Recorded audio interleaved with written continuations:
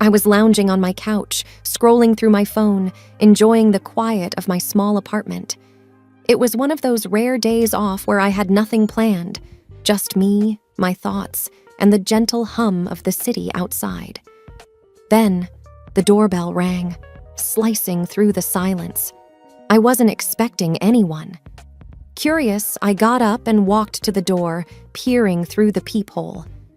The sight on the other side made my heart skip a beat. It was my mother, Anne. I hadn't seen her in years, not since I was a little girl. I hesitated for a moment, my hand hovering over the doorknob. Then, gathering my thoughts, I opened the door. There she stood, looking so different from the woman I remembered.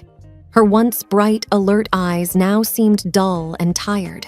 Her hair, which used to be neatly done, was now unkempt and graying. "Emily, it's been so long," she stammered, her voice trembling. I wasn't sure how to respond. "Mom, what are you doing here? I wanted to see you. I've missed so much, and Her voice trailed off as she looked down, avoiding my gaze. I felt a wave of emotions, from anger to confusion. "Missed me? You were gone, Mom. You left us."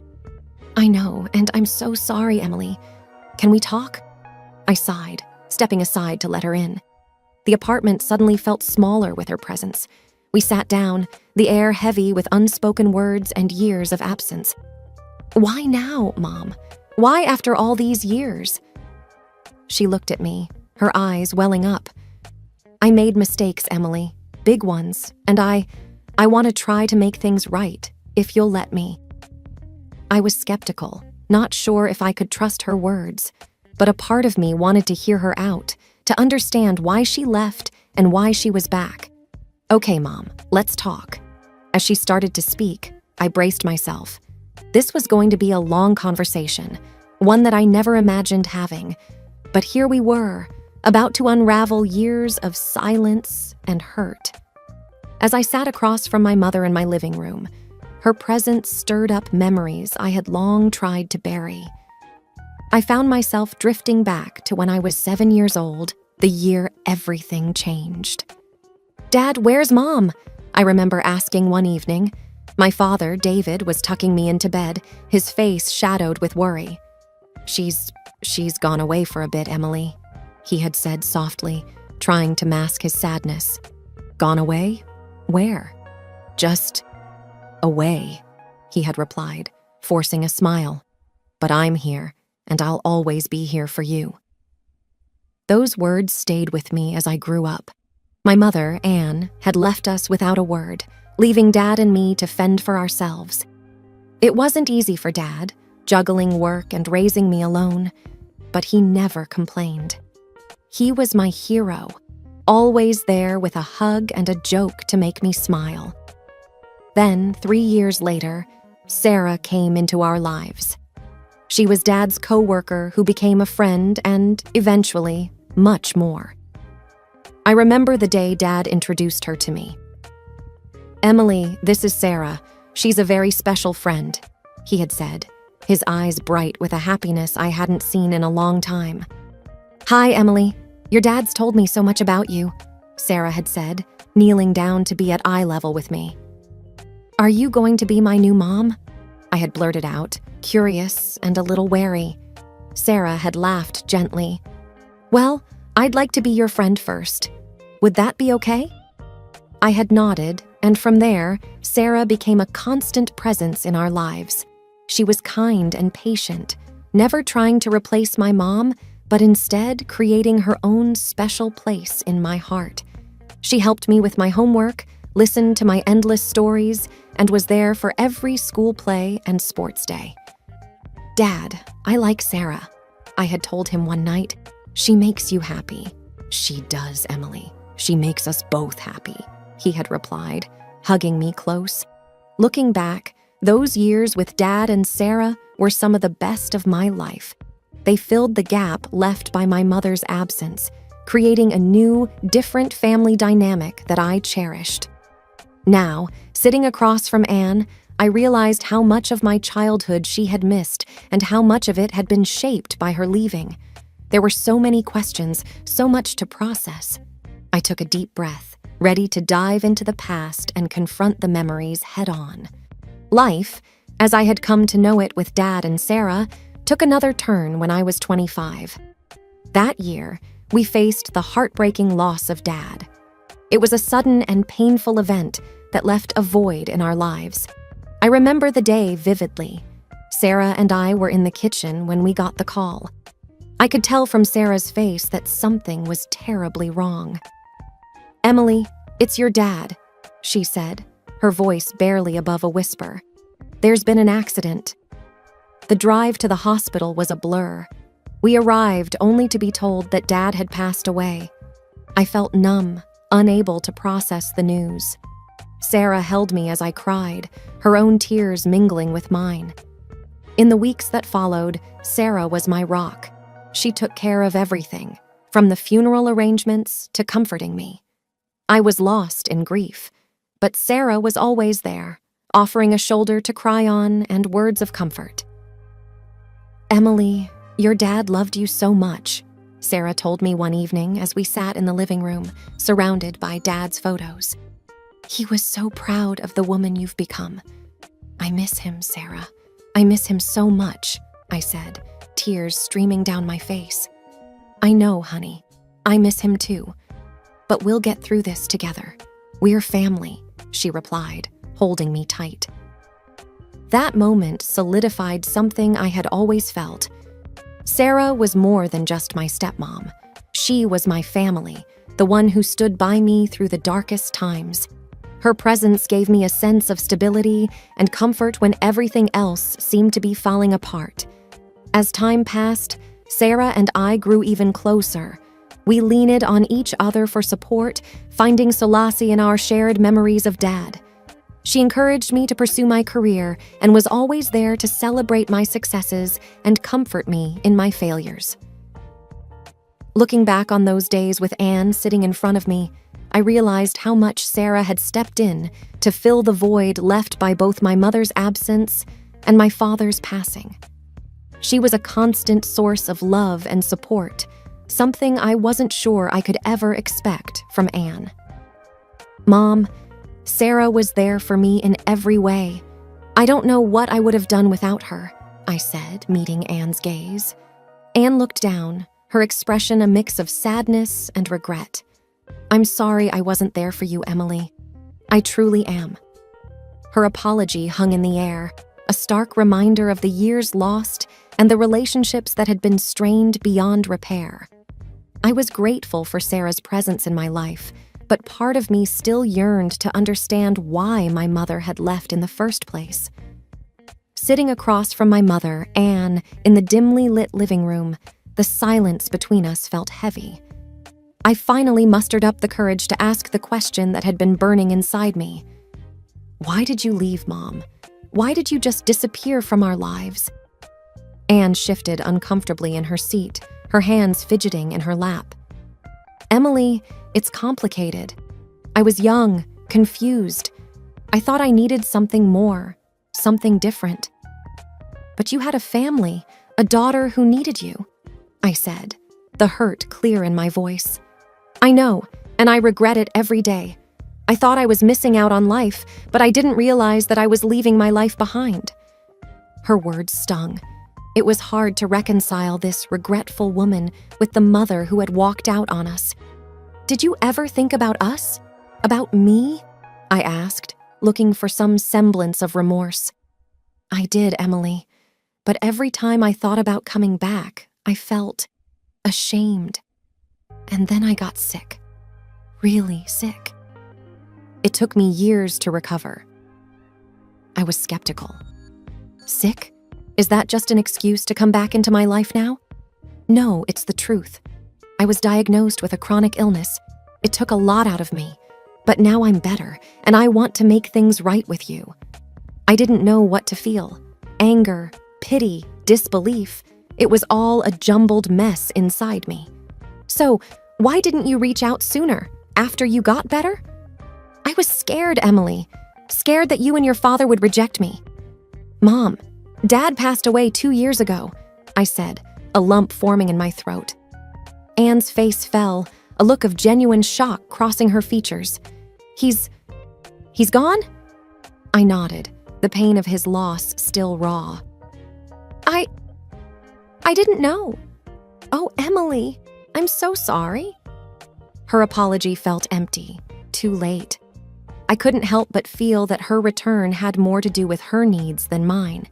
As we sat there, I realized that the past couldn't be changed, but I had a choice about what to do with these revelations. I could hold on to the anger and pain, or I could try to understand and maybe find some closure. It was a lot to process, and I wasn't sure where to start. "I think that's enough for tonight, Mom. We can talk more later," I said, standing up. Anne nodded, looking defeated. "Okay, Emily, I'll give you some space." As she left, I felt a mix of emotions. Part of me was still the abandoned little girl, while another part was an adult, trying to make sense of the past. One thing was clear: this conversation was just the beginning. After several days of mulling over our last conversation, I decided to give my mother, Anne, another chance to explain herself. We agreed to meet at a local coffee shop, a neutral ground away from the memories of my apartment. As I sat across from Anne, sipping my coffee, I noticed how she nervously twisted her napkin. It was clear she had something on her mind. "Emily, I'm grateful you agreed to see me again," she started, her voice shaky. "I know I've missed so much, and I can never make up for that. But I need to ask for your help." I put my coffee down, a sense of apprehension building. "What kind of help?" It's about my living situation. Since I got better, I've been staying with a friend, but I can't stay there much longer. I've found a small apartment nearby, but I can't afford the rent on my own." I felt a knot in my stomach. This was the last thing I expected. "Mom, I don't know. I'm not sure if I'm ready to—" She cut me off. "I understand, Emily. It's just, I have nowhere else to turn. It's hard for me to ask, but I need this." I was torn. On one hand, she was my mother, and she seemed genuinely in need. On the other hand, I couldn't shake off the years of abandonment and the recent revelations. "How much are we talking about?" I asked, trying to sound neutral. "It's $2,000 a month. I've saved up some, but I need help covering the rest. Maybe just for 1 year, until I get back on my feet." I did the math quickly in my head. It was a significant amount, especially on top of my own expenses. "Mom, I'll need to think about it. This is a lot to ask." "I know, Emily, and I wouldn't ask if I wasn't desperate. Please think about it. I want to rebuild our relationship, and being closer would help." We finished our coffee in silence. As I walked back to my apartment, her request weighed heavily on me. Part of me wanted to help, to maybe start mending our broken relationship. But another part was hesitant, unsure if this was just another disappointment waiting to happen. I knew I had a tough decision to make. After grappling with my mother's request for financial help, I reluctantly agreed to pay her apartment rent for a year, a decision that left me feeling uneasy. The sum was substantial, $24,000, but a part of me hoped this gesture might bridge the gap between us. A week later, I decided to visit her new apartment unannounced, hoping to see how she was settling in. As I approached her door, I overheard voices inside, loud, boisterous, and unmistakably Anne's. Curious and concerned, I paused to listen. "Can you believe it? My own daughter, such a fool to pay a whole year's rent up front. Talk about easy money." Anne's voice echoed through the thin door, dripping with mockery and amusement. My heart sank. I felt a mix of anger and betrayal swirling inside me. I had extended a helping hand only to be laughed at and taken advantage of. Mustering my courage, I knocked loudly on the door. The voices hushed as Anne opened the door, her expression turning from jovial to shocked upon seeing me. Emily! What a surprise!" she stuttered, trying to mask her guilt. I stepped inside, facing her directly. "I heard what you said, Mom. About me, about the rent." Anne's face went pale. "Emily, it's not like that. You misunderstood." "No, Mom. I understood perfectly," I replied, my voice steady despite the hurt. "I thought we could rebuild something, but I see now that was a mistake." She reached out, trying to touch my arm, but I stepped back. "I wanted to believe in you, Mom. I wanted to believe you had changed." Feeling a sense of finality, I pulled out the document I had brought with me, the rental agreement. I should tell you, I only paid the rent for 1 month, not a year. Anne's eyes widened in disbelief. "But you said—" "I said I would help you, and I did, but I wasn't going to let you take advantage of me. You'll need to find somewhere else to live after this month is over." Turning away from her stunned expression, I walked out of the apartment, leaving behind her cries and pleas for forgiveness. It was a harsh lesson in trust, and one I wouldn't soon forget. As I walked away, I knew this marked the end of any reconciliation with Anne. The hope of a mother-daughter relationship had been shattered, replaced by the stark reality of her betrayal. After the revelation of my mother's deception, I felt a mix of anger and heartache. I needed someone to talk to, someone who would understand, so I went to see Sarah, my stepmom.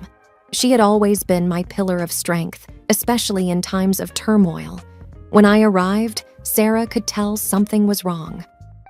"Emily, what's happened? You look upset," she said, her concern evident in her voice. I sat down at the kitchen table, the same one where we'd shared countless conversations over the years. "It's Mom. She tricked me, Sarah. I paid her rent, thinking I was helping, but she was just using me. And then she laughed about it with her friends." Sarah's expression turned from concern to anger. "That woman! After everything she's put you through—" "I'm so sorry, Emily." I could feel the tears welling up.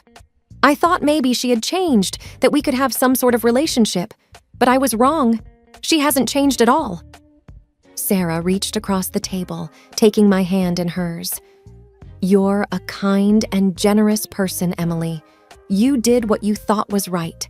Don't let her actions make you think otherwise." "But I feel so stupid, Sarah. I should have known better," I replied, my voice cracking. "Emily, you're not stupid. You're human, and you have a big heart. Sometimes that means you get hurt, but it's also what makes you so special," Sarah said, giving my hand a reassuring squeeze. We talked for hours, Sarah listening and offering advice. She reminded me of the strength I had within me, strength that had carried me through tough times before. As I was about to leave, Sarah stopped me. "There's something you should have. It might help if your mother causes any more trouble." She handed me an envelope. Inside were legal documents. The ones that showed my mother's parental rights had been terminated years ago. "If she tries to demand anything from you, these will protect you. Legally, she has no claim over you or your finances," Sarah explained. I hugged her, grateful not just for the documents, but for her unwavering support. "Thank you, Sarah, for everything." As I left Sarah's house, I felt a sense of clarity. The situation with my mother was painful, but I wasn't alone. I had Sarah, and I had a resilience that had been tested but not broken.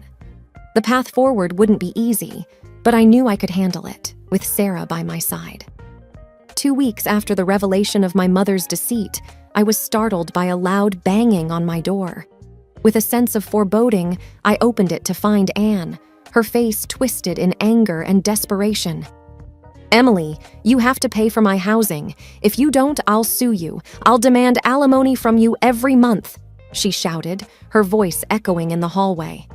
I couldn't believe what I was hearing. After everything that had happened, her audacity was astounding. I felt a mix of anger and disbelief, but I remembered the envelope Sarah had given me. "Mom, you really think you can demand anything from me?" I said, trying to keep my voice steady. "Yes, I'm your mother. It's your duty to take care of me," she retorted. I couldn't help but laugh, a reaction that seemed to infuriate her even more. "You're not in any position to demand anything, Mom. You gave up that right a long time ago."